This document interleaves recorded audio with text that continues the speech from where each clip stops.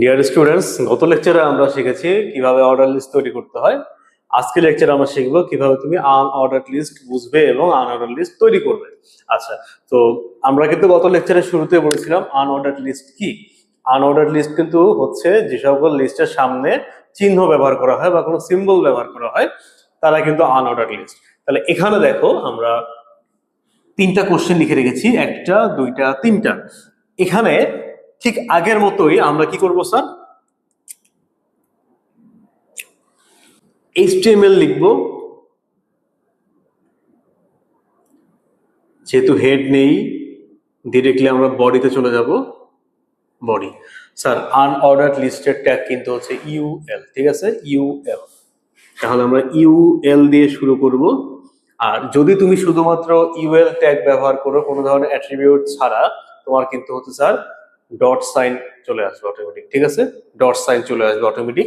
তাহলে শুধুমাত্র আমরা ইউএল লিখে দেন এল এর মধ্যে আমরা বাকিগুলোকে লিখে দেব। তাহলে LI NDC, LI close, DC,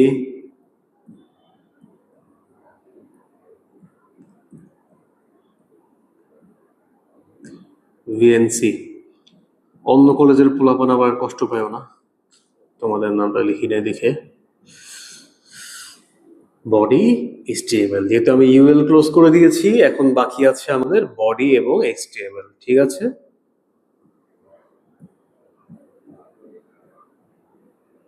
খুবই সহজ, খুবই সহজ, খুবই সহজ। ওকে, বাই ডিফল্টলি আমাদের ডট আসবে, কিন্তু স্যার অন্য অন্য চিহ্ন তো আসতে পারে, তাই না? যেমন এখানে সার্কেল আছে, এখানে আছে কি স্কয়ার, তাই না? তাহলে এটা থাকলে আমাকে কি ইউজ করতে হবে? সার্কেল। আবার এটা থাকলে ইউজ করতে হবে স্যার স্কয়ার, ঠিক আছে, স্কয়ার। তাহলে তুমি কোথায় ইউজ করবা? ঠিক আগেরটার কথা মনে করো স্যার। আগে আমরা কি করেছিলাম, যদি ভিন্ন কিছু হতো আমরা কিন্তু একটা টাইপ ইউজ করেছিলাম, তাই না? তাহলে ওয়েল এর মধ্যে আমরা টাইপ ইউজ করেছিলাম। এখন যেহেতু আমাদের আনঅর্ডার্ড লিস্ট, এখনো আমরা কিন্তু টাইপই ইউজ করব, কিন্তু ইউএল এর মধ্যে, ঠিক আছে। তাহলে এখানে দেখো,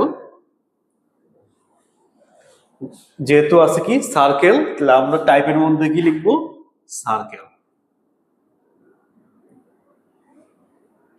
ঠিক আছে।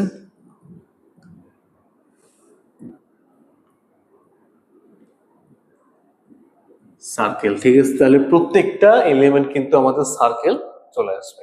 আবার যদি আমার এখানে স্কয়ার প্রয়োজন হয়, কি করব?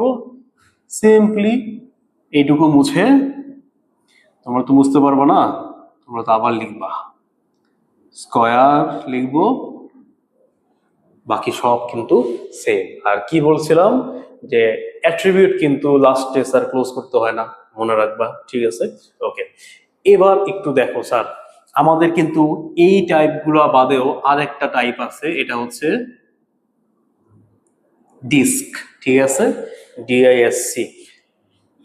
এই যে আমাদের সামনে স্যার এই ডট সাইনটা আসছে না, আমি যদি শুধু ইউএল লিখি আমার যেটা আসবে, আমি শুধু ডিস্ক টাইপ ডিস্ক লিখলেও কিন্তু আমার তাই আসবে, ঠিক আছে।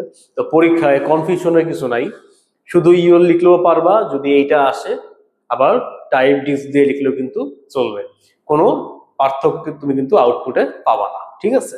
ওকে, এবার দেখো, আমরা একটু আগে কি শিখছিলাম যে একটা নির্দিষ্ট ধরনের চিহ্ন যদি আমাদের পুরো লিস্টের মধ্যে থাকে তখন আমরা কি করব। কিন্তু যদি একই লিস্টের মধ্যে স্যার ভিন্ন ভিন্ন তোমার চিহ্ন থাকে তখন তুমি কি করবা, ঠিক আছে। এখানে খেয়াল করো, তুমি আগের মতোই HTML বডি দিয়ে শুরু করবে।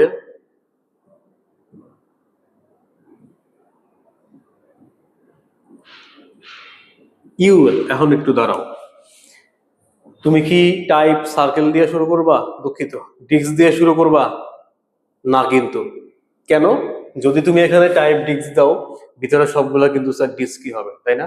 তোমার কি করতে হবে, তুমি এই ইউএল এর মধ্যে এখন তুমি কোনো কিছু ব্যবহার করবা না, ঠিক আছে। কি করবা তুমি ওই যে এনডিসি ডিসি ভিএনসি লেখার জন্য যে পার্টিকুলার এলআই ট্যাগটা ব্যবহার করবা, সেই এলআই এর মধ্যে তুমি কিন্তু হচ্ছে আমার এখানে অ্যাট্রিবিউট ইউজ করবা, ঠিক আছে? দুঃখিত। তাহলে এলআই টাইপ, প্রথমটা কি টাইপ স্যার? ডিক্স, তাই না?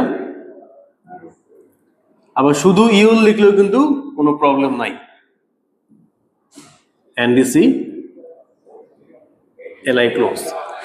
আবার 2 নম্বরের ক্ষেত্রে এলআই টাইপ কি স্যার? সার্কেল।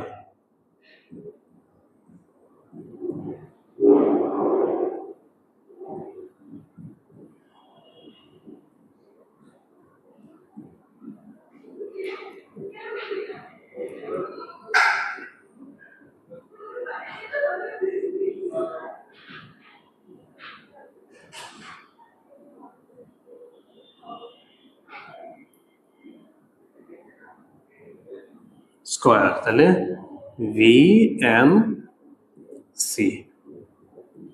বুঝতে পারছো ব্যাপারটা?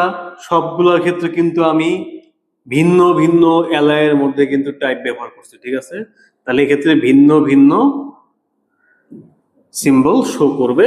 তারপর তুমি গিয়ে ইউএলটা ক্লোজ করে দিবা, বডি এবং এইচটিএমএল।